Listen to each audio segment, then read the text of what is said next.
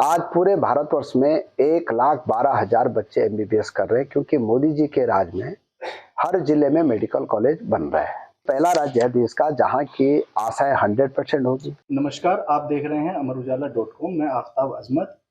हम पेश कर रहे हैं अमर उजाला की खास पेशकश 5 का पंच, और इसमें बातचीत करने के लिए हमारे साथ हैं उत्तराखंड के उच्च शिक्षा मंत्री, स्वास्थ्य मंत्री डॉक्टर धन सिंह रावत जी। मैं सबसे पहले आपका स्वागत करना चाहूँगा। आप सबका भी मेरी ओर से भी स्वागत है। और अमर उजाला के द्वारा जो पहल की गई है बहुत सराहनीय भी है। अमर उजाला पूरे प्रदेश में सर्वाधिक पढ़ने वाला अखबार भी है और गांव-गांव तक इस अखबार की अपनी पहुंच भी है। मैं नए साल में आप पांचों लोगों को अपने विभाग की ओर से भी अपनी ओर से भी बहुत-बहुत बधाई देना चाहता हूँ।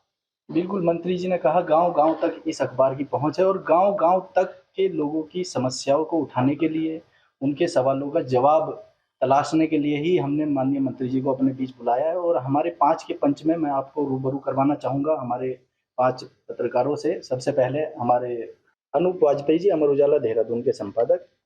हमारे साथ हैं राकेश खंडूरी जी, अमर उजाला देहरादून के स्टेट ब्यूरो चीफ। हमारे साथ हैं बिशन सिंह बोरा जी, अमर उजाला स्टेट ब्यूरो के हमारे वरिष्ठ साथी, और भूपेंद्र राणा जी। मेरा सवाल जो नई शिक्षा नीति है उससे जुड़ा हुआ है कि हमारी सरकार ने, राज्य सरकार ने नई शिक्षा नीति को लागू किया, और हम ये उम्मीद कर रहे थे कि ये इससे काफ़ी शिक्षा के क्षेत्र में बड़े सुधार होने वाले हैं, और इसमें कुछ दिखाई भी दिया।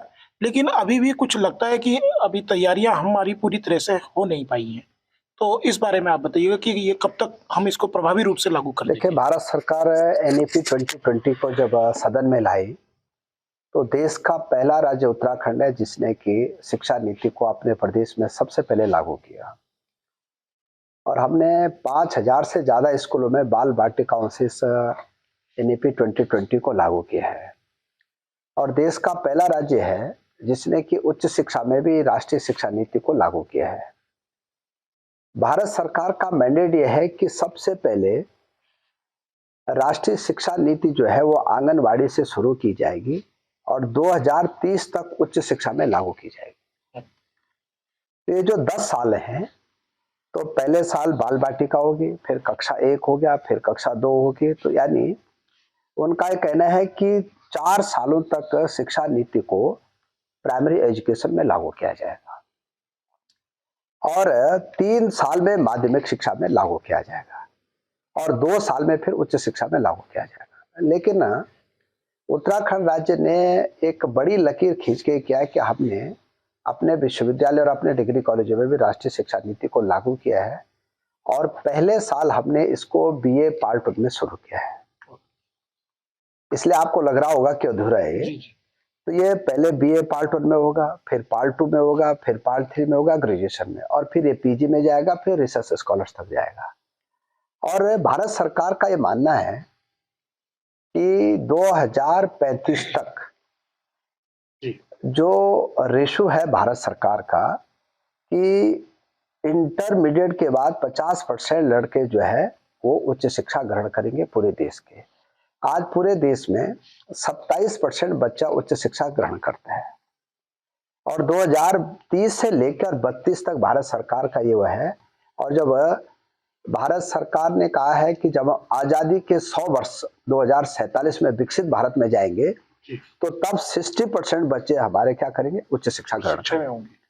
लेकिन उत्तराखंड देश का पहला राज्य है जहां की आज भी 2023 में 48% बच्चे उच्च शिक्षा ग्रहण करते हैं और 52% बच्चे जनजाति के उच्च शिक्षा ग्रहण करते हैं और 46% बच्चे जो है अनुसूचित जाति के उच्च शिक्षा ग्रहण करते हैं और 47.5% जो है लड़कियां उच्च शिक्षा ग्रहण करते हैं।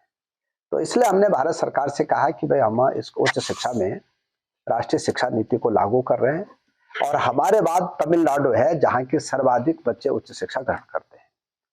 तो मुझे लगता है कि हम इसको, क्योंकि अब जब हम ग्रेजुएशन में लागू करेंगे तो अगले 2 साल में हम बच्चे को ऑप्शन देंगे कि बच्चा साइंस के साथ ज्योग्राफी भी ले सकता है, आर्ट्स के साथ मैथ्स भी ले सकता है, कोई बच्चा अगर गढ़वाल विश्वविद्यालय में पढ़ रहा है और उसके पिताजी अगर कुमाऊं विश्वविद्यालय में ट्रांसफर होकर चले गए तो उसका क्रेडिट जो है सीधे ट्रांसफर हो जाएगा और कुमाऊं में एडमिशन ले सकता है। अभी क्या है कि विश्वविद्यालय बच्चा चेंज नहीं कर सकता था, अब राष्ट्रीय शिक्षा नीति में बच्चा जो है विश्वविद्यालय को भी चेंज कर सकता है। तो ये जो है चरण वाइज लागू होगा। तो हमने तो एक कदम आगे करके इसको किया है। राज्य सरकार या केंद्र सरकार जब किसी पोस्ट को जो है देती है किसी भी संस्था को या किसी भी विभाग को, तो 3 साल तक उस संस्था को वो पोस्ट भरनी होती है और मैक्सिमम 5 साल तक भरनी होती है। तो जितने हमारे एडेड कॉलेज है ये लगभग 30-30, 40-40 साल पुराने हैं। अब इनको जो है जितने भी पद थे इनको हर 5 साल में उनको भरना अनिवार्य होता है। दिक्कत क्या है कि लोग पद भरते नहीं समय पे, और जब पद भरते नहीं तो वित्त विभाग ये कहता है कि भाई आपने 5 साल तक क्यों नहीं भरा। तो ये भी एक अड़चन है कि लोग क्या करते हैं समय पे भरते नहीं। और एक हमने कहा है कि जो भी एडेड स्कूल में आप टीचिंग भर्ती होगी वो भी जो है ट्रांसफर जॉब रहेगा। जब तनख्वाह हमने देनी है, पेंशन हमने देनी है, सारे भत्ते हमने देने हैं, हमने सारे अलाउंस हमने देने हैं। तो एक तो यह है कि जो टीचर जो है लोक सेवा आयोग से आ रहा है सरकारी में, उसका पूरे प्रदेश में ट्रांसफर हो रहा है, उस पर ट्रांसफर एक्ट भी लागू हो रहा है और तनख्वाह उतनी ले रहा हो। और ये कह रहे हैं कि जो है पिक एंड चूज के आधार पे लग जाते हैं और उन पे कोई एक्ट लागू नहीं होता है, उनको एक ही जगह रहना है। तो हमने ये भी कहा है कि भाई कार्मिक के लिए समान नीति होनी चाहिए। तो मुझे लगता है कि वो जिसमें भी तैयार होंगे हम उसके लिए तैयार है, और बच्चों का बहुत अच्छी पढ़ाई हो यह हम भी कहते हैं।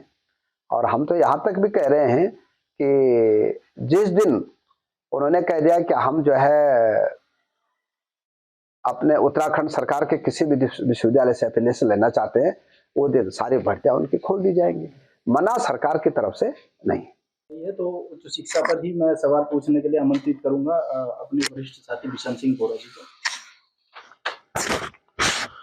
मंत्री जी, प्रदेश के अशासकीय महाविद्यालय में और विद्यालयों में काफी समय से भर्ती नहीं हुई है। इससे जो है शिक्षकों के कई पद खाली हैं और आरक्षण का रोस्टर भी जो है हाईकोर्ट के निर्णय के बाद इसको लेकर हालात नहीं बदले। क्या योजना है इन विद्यालयों और महाविद्यालयों में भर्ती को लेकर? भर्ती हो देखिए, हमारे प्रदेश में उच्च शिक्षा में 18 एडेड कॉलेज चलते हैं जिनको कि सरकार अनुदान देती है, और माध्यमिक और बेसिक शिक्षा में सैकड़ों हैं।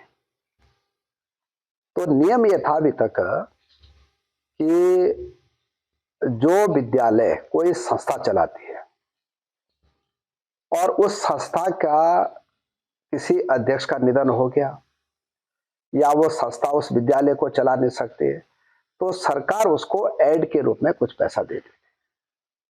तो पहले ये हुआ कि भाई हम टीचर्स की तनख्वाह दे देंगे, फिर धीरे धीरे ये हुआ कि भाई हम उनको एक मुश्त पैसा दे देंगे।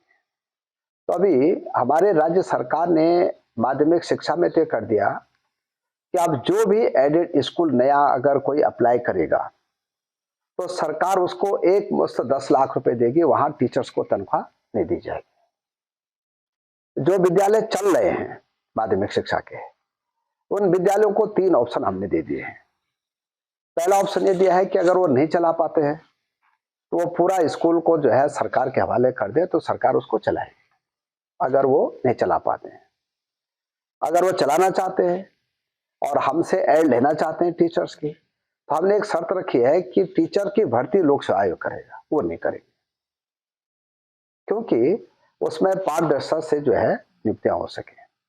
और तीसरा हमने कहा कि अगर आप दोनों चीजों में शामिल नहीं होते तो आप प्राइवेट की भर्ती चला लीजिए। ये तो माध्यमिक शिक्षा के लिए है।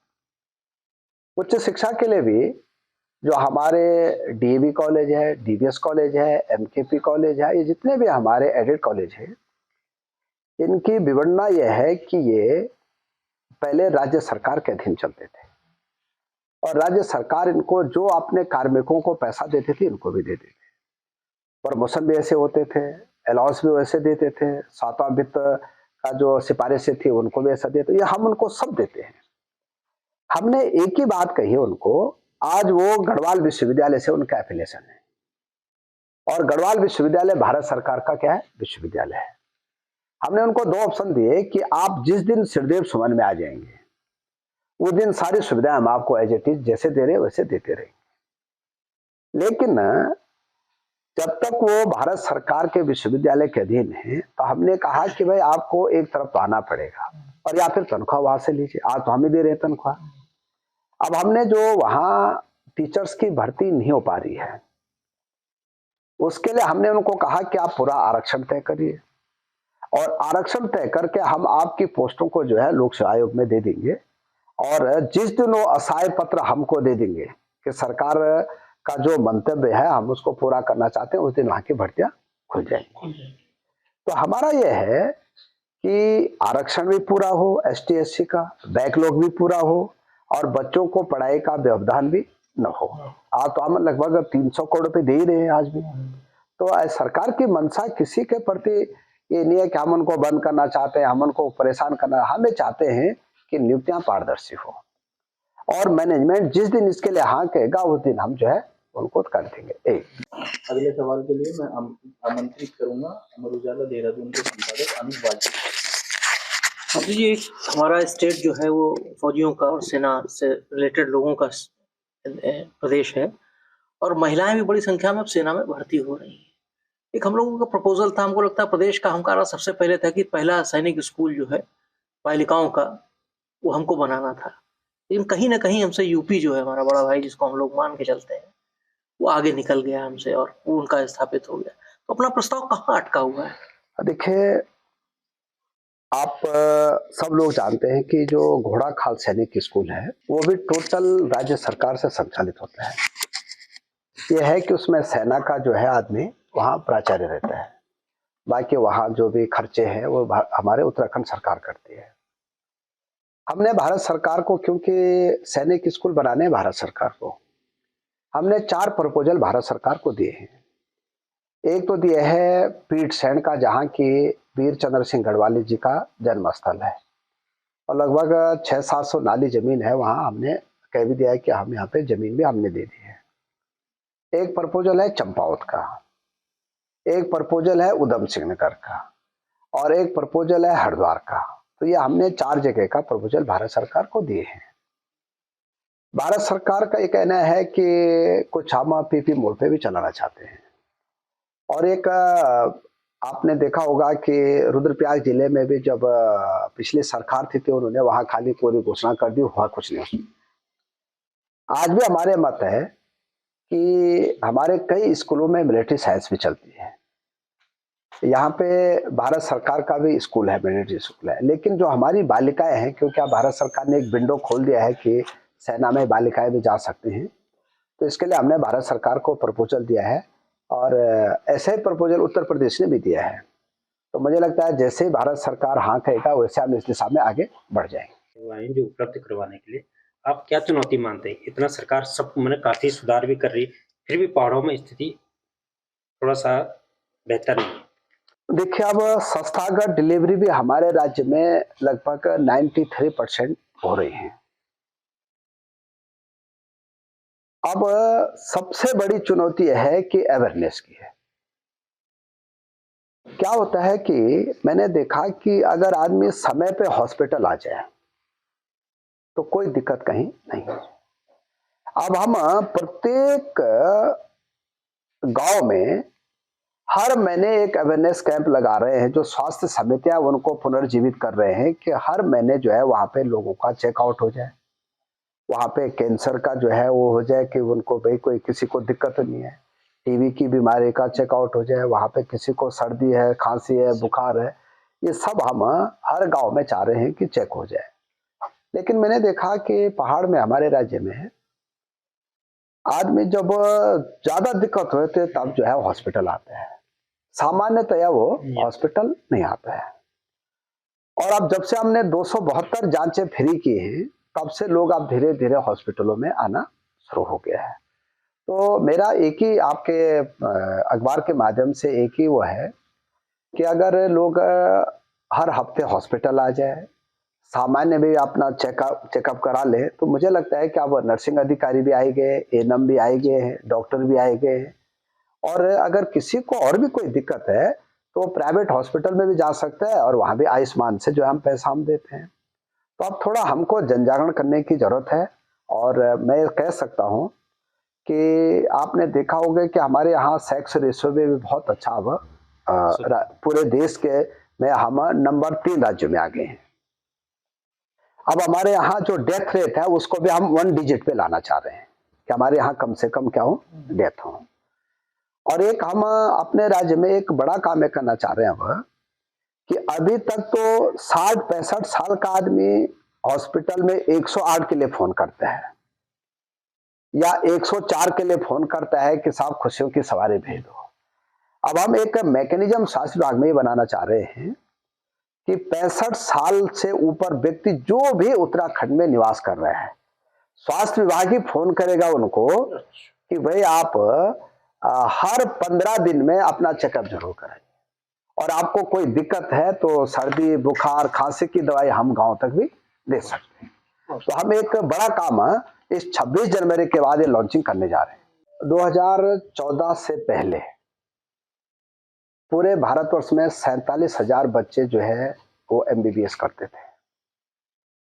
आज पूरे भारतवर्ष में 1,12,000 बच्चे MBBS कर रहे हैं, क्योंकि मोदी जी के राज में हर जिले में मेडिकल कॉलेज बन रहा है।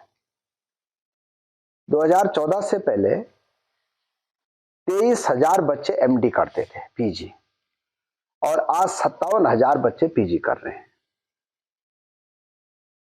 अब जो स्पेशलिस्ट डॉक्टरों की दिक्कत है वो पूरे भारतवर्ष में है और पूरे विश्व में है, ऐसा नहीं कि खाली उत्तराखंड में हो। हम लोगों ने अब ये किया है कि एक तो स्पेशलिस्ट कैडर अलग बना रहे हैं, एक दूसरा ये कर रहे हैं कि जो हमारे स्पेशलिस्ट डॉक्टर हैं वो 60 साल में रिटायर्ड हो जाते थे, उनकी उम्र अब हम 65 साल कर रहे हैं, 2। तीसरा, अभी उत्तराखंड आज से 5 साल पहले खाली यहाँ 5 बच्चे PG करते थे और आज जो है लगभग 150 बच्चे PG कर रहे हैं। इस साल हमारे 400 बच्चे PG करने जा रखे हैं उत्तराखंड के, 400 बच्चे। तो 2027 तक, क्योंकि कोई बच्चा 3 साल का में रहेगा, कोई 2 साल में रहेगा, और अब हमने बॉन्ड भी भर दिया है बच्चों का कि उनको 5 साल पहाड़ में नौकरी करनी है। तो मेरा कहना है कि MBBS डॉक्टर तो हमारे यहाँ हाउसफुल हो गए, ज्यादा जी हो गए, लेकिन PG का जो बैकलॉग है हमारा, ये हम इन 2 वर्षों में हमारा बैकलॉग क्या हो जाएगा, पूरा हो जाएगा। और इस साल भी 57 बच्चे PG करके हमारे राज्य की सेवाएं में आ जाएंगे।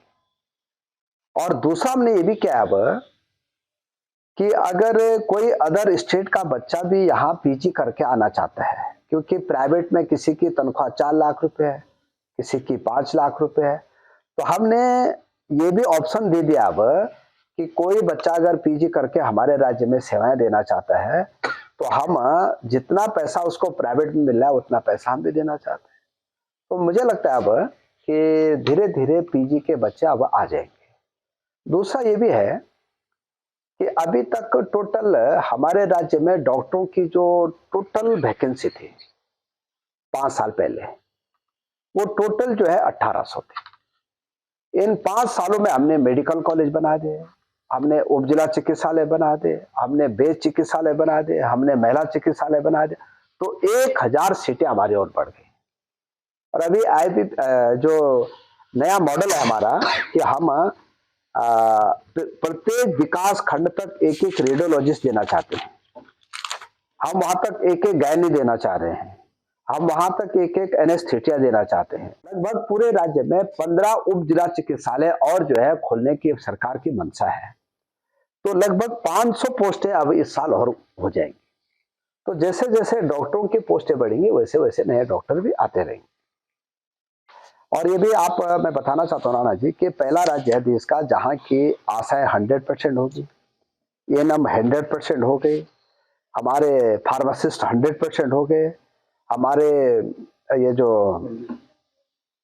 अभी नर्सिंग अधिकारी वो 100% हो गए, MBBS 100% हो गए, और अब टेक्नीशियन 100% होने के लिए हमने अध्याचन भेज दिया है। अब हम पर एक ही काम रह गया कि स्पेशलिस्ट और सुपर स्पेशलिस्ट।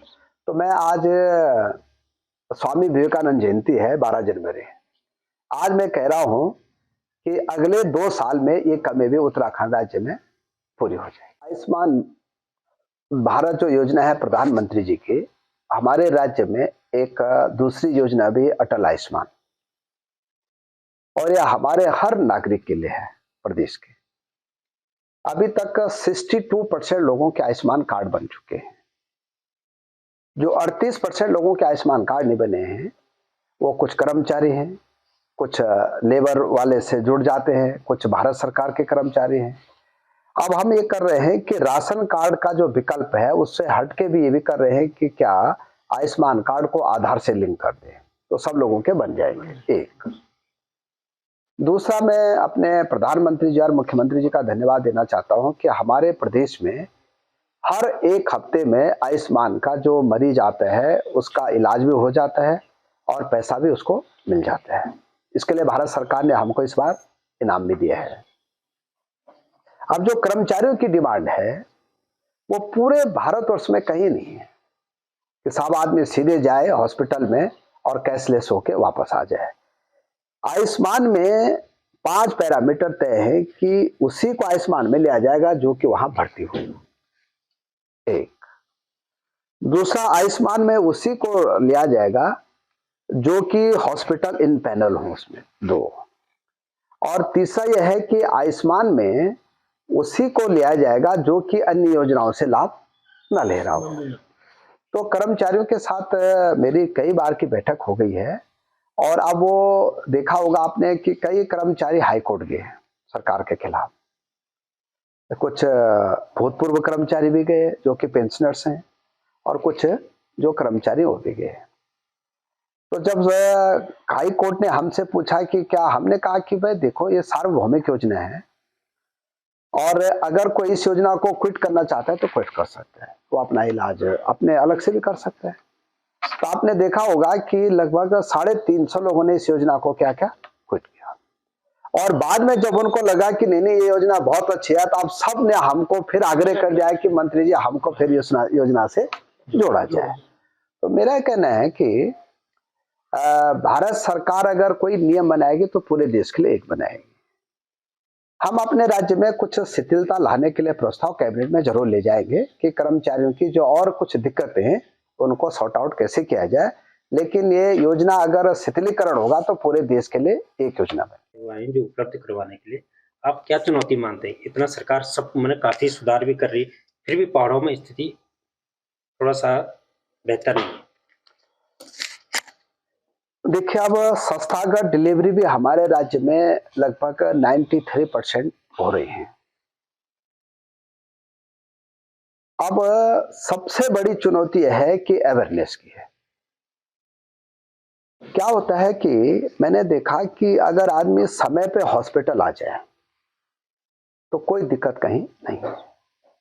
अब हम प्रत्येक गांव में हर महीने एक अवेयरनेस कैंप लगा रहे हैं, जो स्वास्थ्य समितियां उनको पुनर्जीवित कर रहे हैं कि हर महीने जो है वहां पे लोगों का चेकआउट हो जाए, वहां पे कैंसर का जो है वो हो जाए कि उनको भाई कोई किसी को दिक्कत नहीं है, टीबी की बीमारी का चेकआउट हो जाए, वहां पे किसी को सर्दी है, खांसी है, बुखार है, ये सब हम हर गांव में चाह रहे हैं कि चेक हो जाए।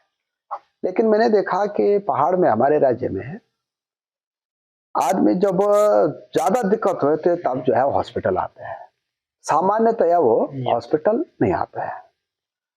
और अब जब से हमने 272 जांचें फ्री की हैं तब से लोग अब धीरे धीरे हॉस्पिटलों में आना शुरू हो गया है।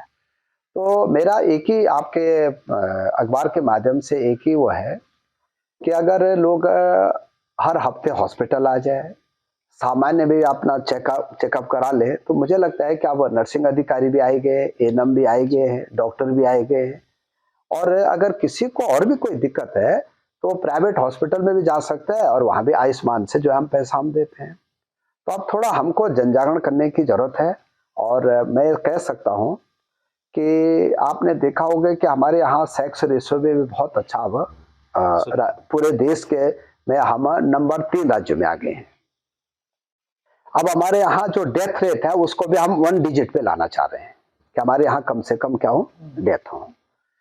और एक हम अपने राज्य में एक बड़ा काम ये करना चाह रहे हैं अब कि अभी तक तो 60-65 साल का आदमी हॉस्पिटल में 108 के लिए फोन करता है या 104 के लिए फोन करता है कि साहब खुशियों की सवारी भेज दो। अब हम एक मैकेनिज्म स्वास्थ्य विभाग में ये बनाना चाह रहे हैं कि 65 साल से ऊपर व्यक्ति जो भी उत्तराखंड में निवास कर रहे हैं, स्वास्थ्य विभाग ही फोन करेगा उनको कि भाई आप हर 15 दिन में अपना चेकअप जरूर कराइए और आपको कोई दिक्कत है तो सर्दी बुखार खांसी की दवाई हम गांव तक भी दे सकते हैं। तो हम एक बड़ा काम इस 26 जनवरी के बाद ये लॉन्चिंग करने जा रहे हैं। स्वास्थ्य से संबंधित एक दूसरा सवाल है आयुष्मान योजना। कर्मचारी लंबे समय से मांग कर रहे हैं कि हमें कैशलेस इलाज में जो पैथोलॉजी और दवाएं भी कैशलेस किया जाए। इसका प्रस्ताव 2-3 बार शासन को भेजा पर अभी तक इसका डेट टू डेट बढ़ रही पर अभी तक इसको लागू नहीं किया गया। इसकी क्या वजह मानते हैं? लगभग पूरे राज्य में 15 उप जिला चिकित्सालय और जो है खोलने की सरकार की मंशा है, तो लगभग 500 पोस्टें अब इस साल और हो जाएंगी। तो जैसे जैसे डॉक्टरों की पोस्टें बढ़ेंगी वैसे वैसे नए डॉक्टर भी आते रहेंगे।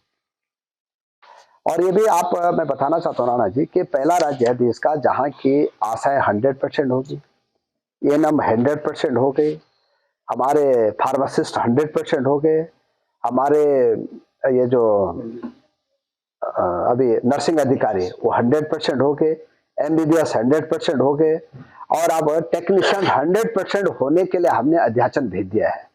अब हम पर एक ही काम रह गया कि स्पेशलिस्ट और सुपर स्पेशलिस्ट। तो मैं आज स्वामी विवेकानंद जयंती है 12 जनवरी, आज मैं कह रहा हूं कि अगले 2 साल में ये कमी भी उत्तराखंड राज्य में पूरी हो जाएगी। आयुष्मान भारत जो योजना है प्रधानमंत्री जी की, हमारे राज्य में एक दूसरी योजना भी अटल आयुष्मान, और यह हमारे हर नागरिक के लिए है प्रदेश के। अभी तक 62% लोगों के आयुष्मान कार्ड बन चुके हैं।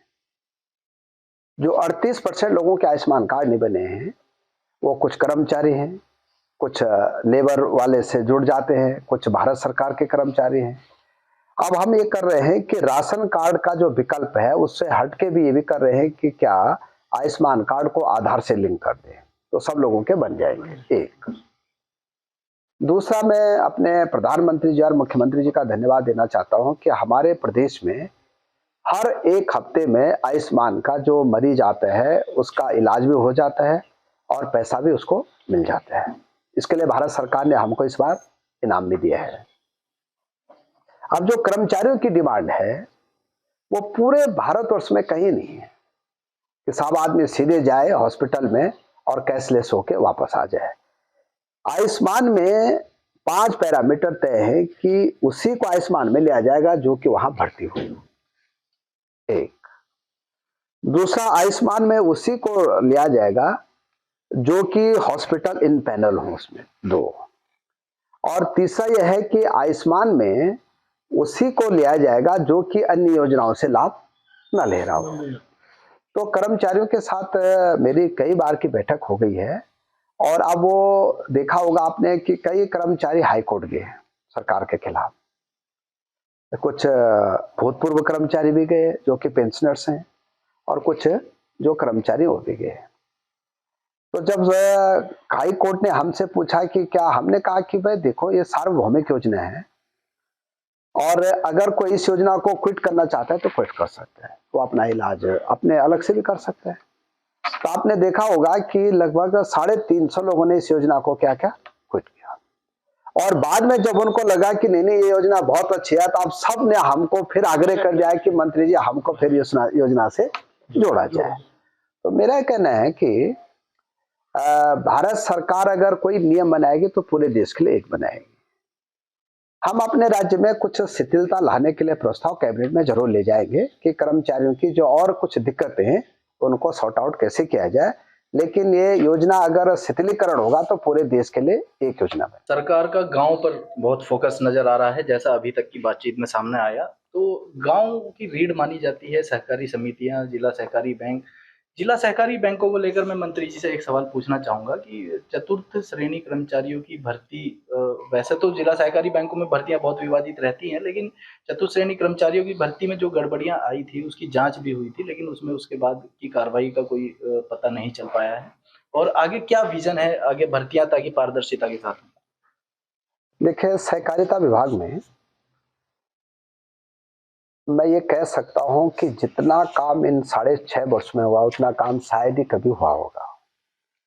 और मैं प्रधानमंत्री जी का भी धन्यवाद देना चाहता हूं कि हमारा जो प्रस्ताव था कि भारत सरकार में सहकारिता मंत्रालय अलग होना चाहिए, वो भी हो गया है। अभी तक हम अपने राज्य में 9 लाख किसानों को 0% पे 1 लाख से लेकर 5 लाख रुपए दे चुके हैं, और ये भारत का एक अभिनव प्रयोग है। दूसरा, जब मैंने विभाग लिया तो तब 57 करोड़ रुपए के घाटे में हमारे बैंक थे, और आज हमारे बैंक 200 करोड़ रुपए के प्रॉफिट में। तीसरा, हमारे बैंकों में और सहकारिता विभाग में पहले भर्तियां जो है वो कोई सिस्टम नहीं था। मेरे आने के बाद और भारतीय जनता पार्टी के आने के बाद अब हम बैंकों की जितनी भी भर्तियां हैं, क्लेरिकल की, उससे ऊपर की, डीजीएम की, इन सब की भर्तियां जो है भारत की जो सर्वोच्च संस्था है IBPS, उससे करा रहे हैं। अभी भी 250 पोस्टें हमने और दे दी, 500 पहले हमने लगाई थी, और इसमें ऑनलाइन सबके पेपर होते हैं और बहुत टॉप मेरिट के बच्चे आते हैं।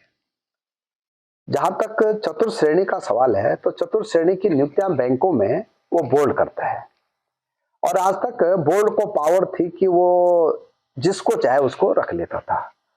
अब हमने उसमें भी ये कर दिया कि 85 नंबर जो है बच्चे का कैरियर होगा, और 5 नंबर दिए जाएंगे कि जो बच्चा पहले से कोऑपरेटिव क्षेत्र में काम करता हो, और 10 नंबर का इंटरव्यू रखते हैं।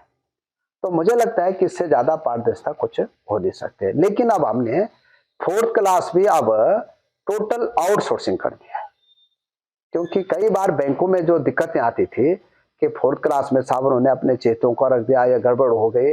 अब सरकार ने निर्णय कर लिया है कोऑपरेटिव में भी कि जो बैंक के बाहर कैशियर में रहेगा आदमी, एक जो है वहां पे एक्स फौजी रखे जाएंगे, जो कैश ले जाने का काम करेंगे और कैश लाने का काम करेंगे, वो सब ओपनल से रखे जाएंगे।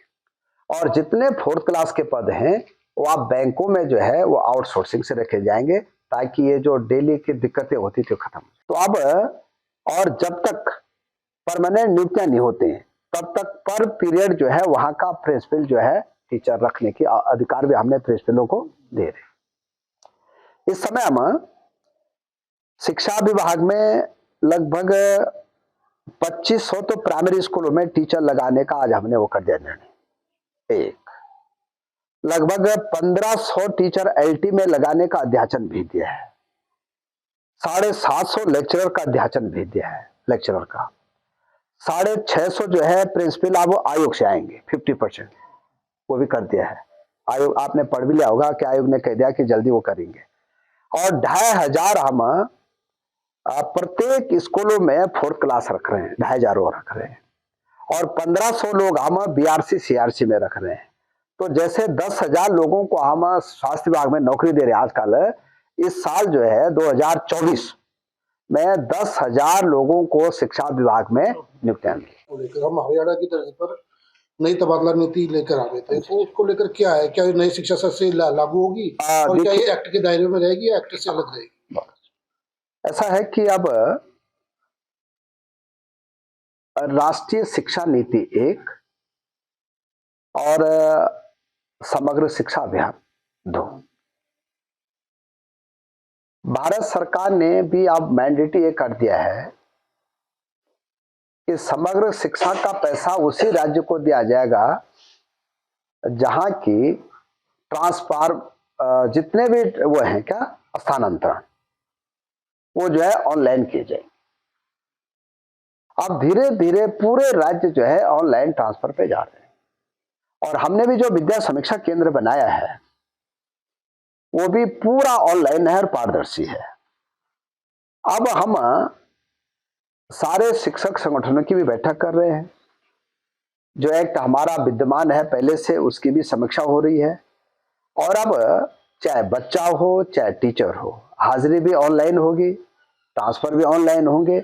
और एक हम मानव संपदा पोर्टल बना रहे हैं शिक्षा विभाग में। इस पोर्टल में कोई भी टीचर अब छुट्टी लेगा तो उसको एप्लीकेशन देने की जरूरत नहीं है, वो ऑनलाइन छुट्टी ले सकता है। उसका प्रमोशन भी ऑनलाइन हो जाएगा, उसका जो है जो उसको तनख्वाह देनी है वो भी उसके खाते में सीधे चले जाएगी। उसको कोई जो है कहीं विदेश जाना है या कहीं लेक्चर देने जाना है, वो विभाग को मानव संपदा पोर्टल में लिखेगा और वो जो है वहां हो जाएगा। तो अब धीरे धीरे पूरे शिक्षा विभाग को जो है ऑनलाइन किया जा रहा है। आपने देखा होगा कि मेरे आने के बाद साइकिल के पैसा बच्चे के खाते में जा रहा है, जूते का पैसा बच्चे के खाते में जा रहा है, हमारा ड्रेस का पैसा बच्चे के खाते में जा रहा है, हमारा जो है बस्ते का पैसा बच्चे के खाते में जा रहा है। और अब हम चाह रहे हैं कि जो भी सुविधा बच्चे को मिले, जैसे छात्रवृत्तियां, वो भी सीधे बच्चे के खाते में चले जाएगी। तो अब धीरे धीरे सारा सिस्टम हम ये कर रहे हैं कि जो पैसा राज्य से आएगा वो सीधे बच्चे तक चले जाएंगे। तो बीच की जो दिक्कतें थी वो खत्म हो जाएंगी। और आप तो लगभग 15 साल से शिक्षा विभाग देख रहे हैं। पहली बार शिक्षा विभाग में हमने छात्र ओरिएंटेड निर्णय किए हैं। आपने देखा होगा कि हमने बच्चों के लिए छात्रवृत्ति योजना लेके आए हैं, निःशुल्क किताबें लेके आए हैं। अब पहले जो है बच्चों को एडिट स्कूलों के बच्चों को किताबें नहीं मिलती थी, हमने अब उनको भी किताबें दे रहे हैं। अब जो बच्चे पहले फेल हो जाते थे उनको एक भी मौका नहीं मिलता था, अब हमने कर दिया कि 2 विषय में अंक सुधार कर सकते हैं। इस बार जो है 10,000 बच्चों का भविष्य ठीक हुआ, साल भी ठीक हुआ है। अब हमने ये भी कर दिया कि आज ही मैंने शिक्षा विभाग की बैठक की और 10,000 नियुक्ति हम शिक्षा विभाग में कर रहे हैं। तो ये थे हमारे साथ शिक्षा, स्वास्थ्य, सहकारिता मंत्री डॉक्टर धन सिंह रावत जी। और अपडेट्स के लिए जुड़े रहिए हमारे साथ अमर उजाला .com। अगर आप ये वीडियो YouTube पर देख रहे हैं तो हमारे चैनल को सब्सक्राइब करें और बेल आइकन को दबाना ना भूलें। अगर आप Facebook पर ये वीडियो देख रहे हैं तो हमारे पेज को लाइक करें।